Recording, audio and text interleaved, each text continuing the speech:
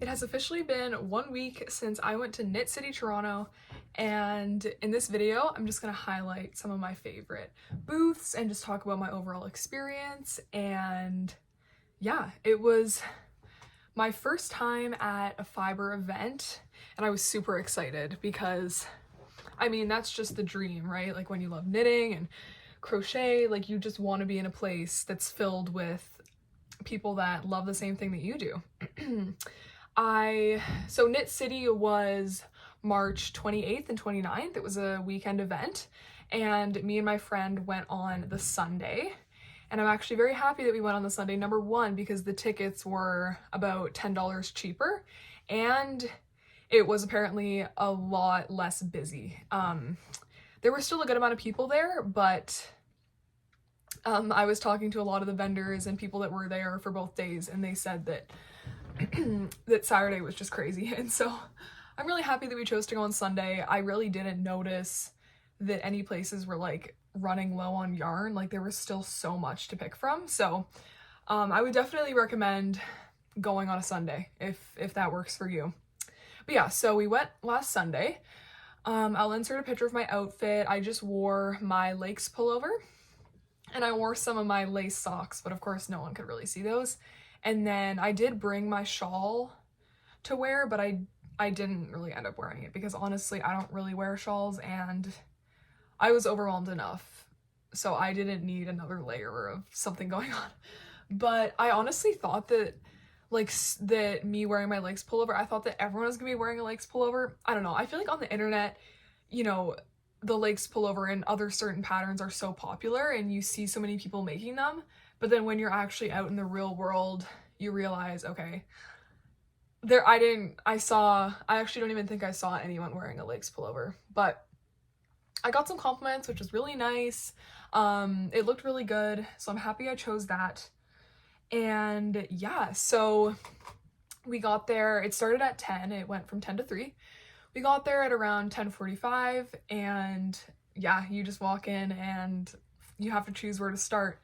We didn't start at the very beginning, like right when you enter. We kind of walked over to the other end and started over there, and then just like walked through the aisles. And I'm gonna insert some clips this video. I'm just gonna do this as like the little intro. But yeah, I found it honestly very overwhelming, and I think part of that was that I didn't really have an idea of what I was gonna buy, mostly because I wasn't even planning to really buy anything specific. Like I have a sweater going right now, I have socks, and I had like just bought a lot of yarn from Len's Mill store. Like I had just bought some new yarn, so I really wasn't even going for the yarn buying. I was mostly just going for the experience. So that did kind of make it overwhelming because obviously there is just so much beautiful yarn, and I had a lot of trouble making a decision because, you know, these are really nice. A lot of the time they're like hand-dyed skeins, so they're a bit more pricey, and I just wanted to make sure that I was making a good choice, like where I'm gonna spend $40, because basically every skein was like $35 or more. So I went with my friend, and she actually had some projects that she was shopping for, which made it fun because then we were both able to kind of look out for stuff that she could use. So that was nice. In my mind, I mostly just thought I would get like a sock yarn. That's kind of what I said to myself, like, okay, I'm just gonna get a sock yarn, maybe two. But yeah, I only ended up getting the one sock yarn, which I will show. So yeah, there was like an insane amount of booths, all with such nice stuff, but I only ended up getting one skein of yarn, and I got that skein at the Les Biscottes. I hope I'm saying that right. They had so much to choose from, and one of my favorite parts of this event was honestly getting to talk to the owners of these yarn businesses. I just found that super cool that they were all there and, you know, open to talk and just ask questions. So I talked to one of the owners of Les Biscottes. I forget his name, I'll insert it, but he was super nice, and I'm just super happy that they're doing well. And I also got to talk and meet the owner of Koigu, which was super cool because their yarn is just gorgeous. So yeah, and many other people, but those were just at the top of my mind. But anyway, so yeah, the sock yarn that I got at the Leva Scott booth, they had so much to choose from. They had some self-striping sock yarns, they had like all these variegated hand-dyed colors, they had plain colors. It was so overwhelming, I was so overwhelmed, but I landed on this color, which I will insert a video of what the skein looked like. It was so pretty. And this is their super sock. So the guy I was talking to said that this was his wife's design line. Like these were the colors that she chose, and I think it's Louise Robert collection, hand dyed. This is 75% merino and 25% nylon.